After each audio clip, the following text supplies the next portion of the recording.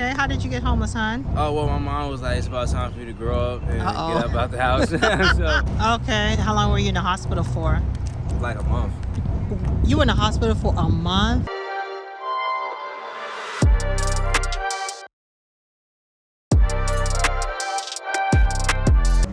Alright, this is Ash Pharmacist Dish. I'm in the beautiful city of Charlotte, North Carolina. Who do I have the pleasure of meeting today? Malik Tyson. Okay, Malik, how are you doing? I'll fist pump you since your hand is full. Alright, so it's so nice to meet you. So are you born and raised in Charlotte? No, I'm born and raised in New York, Long Island. Okay. But I came down here when I was around like 10 years old, and I'm 23 now, so I've been down here for about like 13 years.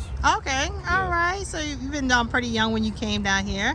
All right, so what brought you down to Charlotte from New York? My family, they said like the cost of living was way cheaper from like New York to It is. compared to North Carolina, so we came down here with some money just to like start up. Okay, so you came down with your mom and dad, or? Yeah. Okay, how was your life? Growing up in New York. My life was fun. Actually, I enjoyed it. I had a lot of freedom and independence. Like, my mom let me like walk to the store a lot. Like, I even walked to school. So, Okay. didn't take the bus. So it was nice. It was nice. Okay, so what's going on in Charlotte? So are you homeless right now? Yeah, I'm currently homeless. Okay, how did you get homeless, hon? Oh, well, my mom was like, it's about time for you to grow up and get Uh-oh. up out the house.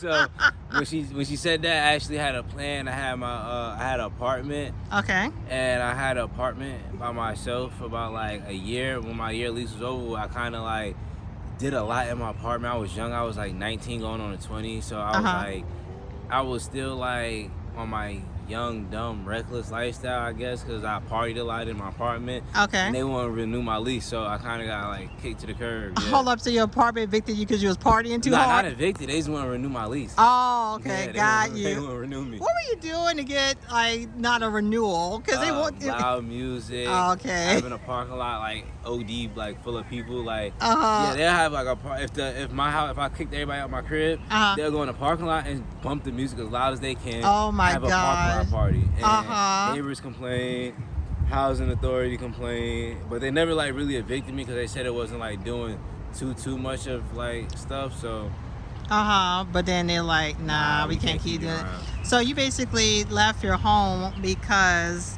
your mom was like, listen. Really? How did you feel about that? I was hurt. I felt like I wasn't ready. Like, how old were you then? I was like 19. Yeah, she gave me an extra year because I was working. I was working for UPS when I was like 18 going on 19. I was working for UPS. So she allowed me to stay and make money. I gave her rent money. Okay. But then like I guess I stood there for too long because she was just like, it's time for you to like get your own place. So she allowed me to stay there until I got my own place, which I got it pretty quick. Okay. I got it around like being 19, so okay, that was smooth. All right, so what's your relationship like now? It's fine. She knows you're homeless? Yeah, she know I'm homeless. She lets me stay like all right, rainy nights, she'll be like, you can come stay like when it's super cold over the winter time. Plenty of times she like come stay. Plenty of times she got me like hotel rooms. So she's like very supportive. So, like she didn't like leave me like in the dark and was like get out there in the street. No, like even though she kicked me out, she still like got a helping hand for me. So I respect her for that. Your mom is not playing. Yeah. Like a lot of times, especially in the South, the mothers coddle or baby the boy so much that they are just non-functional. Yeah. But your mom is not playing with you. Nah, she's like, you gonna get straightened. Okay. And so how long you been homeless for? I've been homeless for about like a year and a half now, I'd say. So let's back up for a minute. So you got you didn't renew your lease. Yeah. And so that's when you became homeless, or? Yeah, that's when I became homeless. I even went back to my mama's house for a couple months. That was just like an on and off thing because she was just like, yeah, you can't stay, but since you lost your apartment the way you did, you couldn't renew your lease, so I like help you. You can stay until you get a new apartment. But I was struggling with getting a new apartment this time around. Why?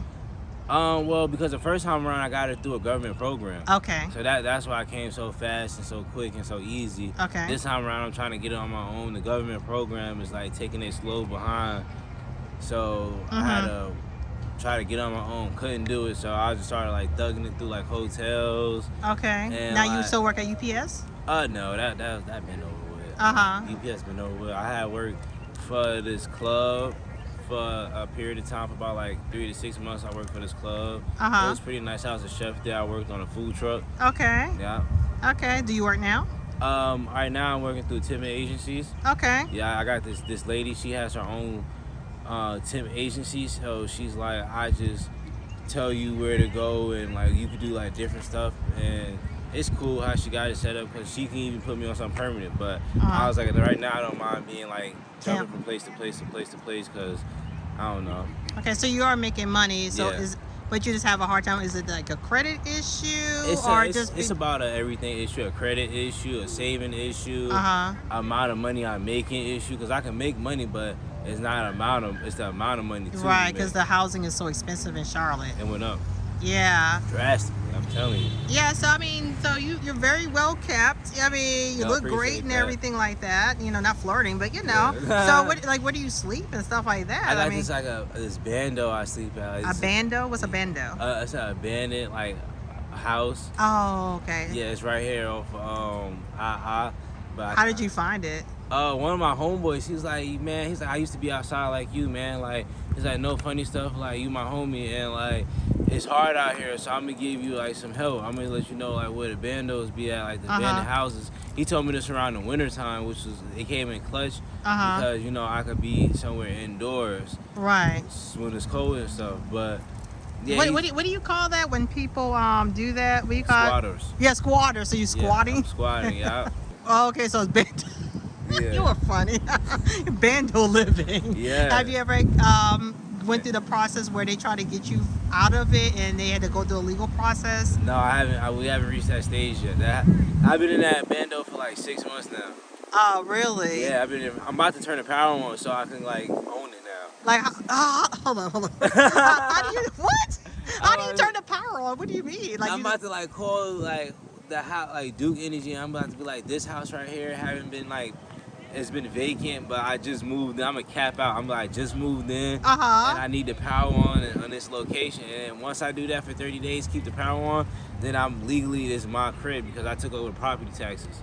Oh, okay, so you do pay for it. Yeah, I had to, like, if I take over the property taxes, I own that crib. Wow. Yeah. Okay, I mean, well, they do have that. That's like a real estate thing where people who don't pay, you know, and then you just pay the, like, if it's like 10, 15. Nobody lives there no more, so nobody wouldn't even like claim it anyway.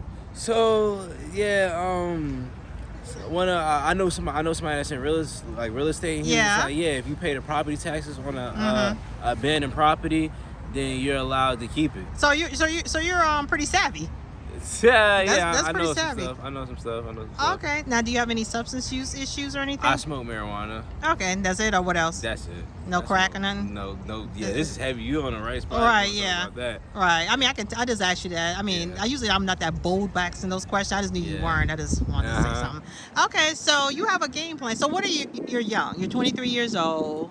You know, what are your hopes and dreams and everything like that? I dream to be a professional fighter. Okay. Oh. Yeah, and I wanna own property. I wanna develop apps, and I wanna like create things. I wanna create like certain technologies and be like really innovative. Like I want a whole team. I want my own like skyscraper down here. Right. With, like, you can do it. Like-minded people like me that way smarter than me. You know, I'm just sitting at the table because I want to learn something from them. And that's a smart person when you know you don't want to be the smartest person in the room. Yeah. That's when you're a smart person. Yeah. Because that means you always want to learn. Yeah. Okay, I can see you're being a real estate mogul or something like that. I can see that. You know what I'm saying? Abandoned residency because nobody's been living there. It's been abandoned for so long. Right. Is it pretty decent to live in and stuff? Oh yeah, it's like a 5-bedroom. What? Yeah, true.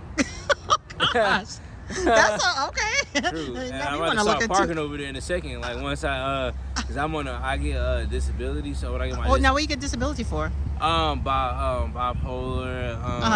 So you have mental health issues? Yeah, that's what they say. They say I'm bipolar, so that's like happy, sad, or like mad or angry. Okay, thank you for explaining it. Yeah. Yeah, so they say that your mood just fluctuates from up and down. Now, when were you diagnosed with bipolar disorder? When I was like 18, like not really, I'm not even gonna say 18, I was like probably like 19, 20. And what happened for them to have to go, you have to go to the doctor? I had like a real bad like episode of like anxiety. Okay. Whereas like I was so like nervous and quiet, I went mute for like 2-3 days, like no crazy stuff, like real. Really? Like, yeah, I went quiet for like 2 or 3 days. I didn't want to talk to nobody. Like, I couldn't even fathom words in my mind. Like, I was just like stuck. But it was because I feel like I did some kind of like bad drugs. Like, I did some real drugs, and that whole night I was doing drugs. Like, I kept seeing like the room move, and like it was like real trippy. So what kind of drugs were they at that time? Supposed to be marijuana. Oh, but it was laced with something else. It was super laced. Yeah. I tripped out and I was mute for like 3 days. Like, that was the first.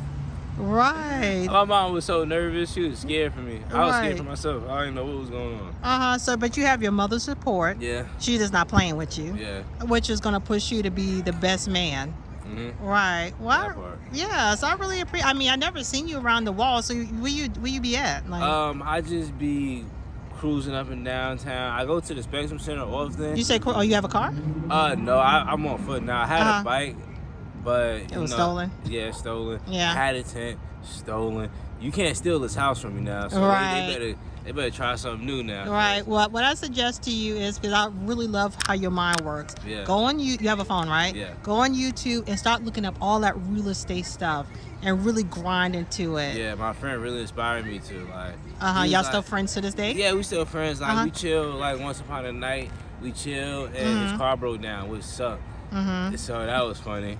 Yeah, we was chilling that because I had a storage unit. So he was like, yeah, man, come out. I want to chill. And I was like, man, I ain't doing nothing. We could chill out all night. So he pulls up.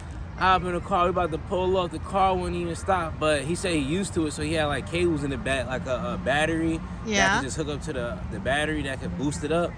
But that wouldn't even work. So we had to call his mom in the morning. I passed out in the car, slept in his car for the night. It was fun. I got to hang out with my best friend. That was like my high school best friend. Oh, okay. So it was like. So you graduated from high school and everything. Yeah, that was okay. smooth. I can tell. Okay. I mean, even though you're homeless, I mean, you got it pulled together. Yeah. I mean, there are like so many other people that have been homeless, like Tyler Perry, some other guy, I can't remember his name, that reminds me so much of you. Yeah. And now they're on TV and they're just media moguls and all of that. I guess that's gonna be you. Hopefully. That is going to be you. Like, I'm trying to stay positive through this dark time. Yeah. You know, keep my head high to the sky. Now, are you taking your medications for your bipolar? Yeah, I have to, yeah. But I honestly, like, when I went in there, like I told you, I went in there when I was like on some mute stuff. So I felt like they thought like that was me being like sad, but it was really like, I think some anxiety, because I was scared really inside, not like sad. I was scared, so I was like say to myself, because I didn't know why I wasn't talking, and everybody else talking to me and stuff, but I just wasn't responding. I didn't know that. I didn't know the reason why I was doing that. So I went to the hospital. They just diagnosed me with bipolar. I was like, wow. Okay. How long were you in the hospital for? Like a month.